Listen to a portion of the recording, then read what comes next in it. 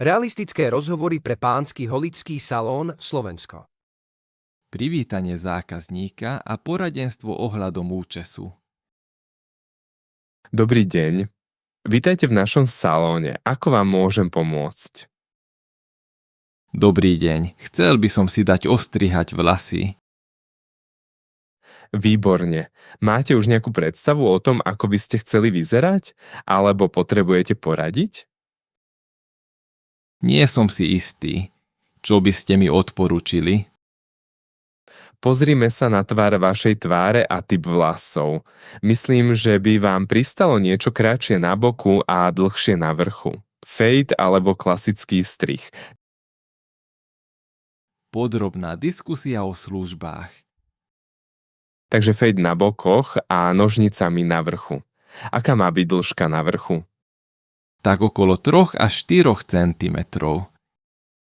Perfektne. Chcete aj umyť vlasy pred strihom a čo fúzy? Potrebujú upraviť?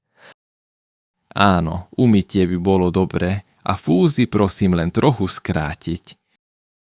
Rozumiem. Začneme umytím, potom ostrih a nakoniec úprava fúzov. Bude to trvať asi 30 minút. Počas strihania vlasov. Je to takto dobre? Nie je príliš krátko?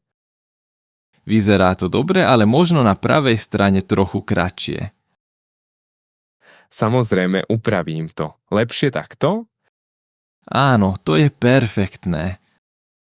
Teraz prejdeme k fúzom. Chcete ich len skrátiť alebo aj vytvarovať? Len skrátiť nechcem nič fancy.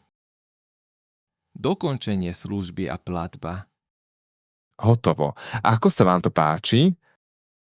Výborne. Presne to, čo som chcel. Koľko to bude? Ostrih s umytím a úprava fúzov bude 25 €. Môžem platiť kartou? Samozrejme, karty prijímame. Tu je terminál. Ďakujem veľmi pekne. Nemáte za čo. Tešíme sa na vašu ďalšiu návštevu. Majte pekný deň. Situácia nespokojného zákazníka. Nie som spokojný s výsledkom. Je to príliš krátko. Ospravedlňujem sa. Rozumiem vašej nespokojnosti. Bohužiaľ, vlasy už nemôžem predĺžiť, ale môžem upraviť tvár, aby vyzerali lepšie. A čo s platbou? V tomto prípade vám strih neúčtujem, zaplatíte len za umytie. A pri ďalšej návšteve vám dám zľavu. Rezervácia termínu. Môžem si rezervovať termín na budúci týždeň? Áno, samozrejme. Aký deň by vám vyhovoval? Štvrtok popoludní. Štvrtok? Mám voľný čas o 15:30, vyhovuje vám to? Perfektné. Môžem nechať telefónne číslo? Samozrejme, zapíšem si to do kalendára.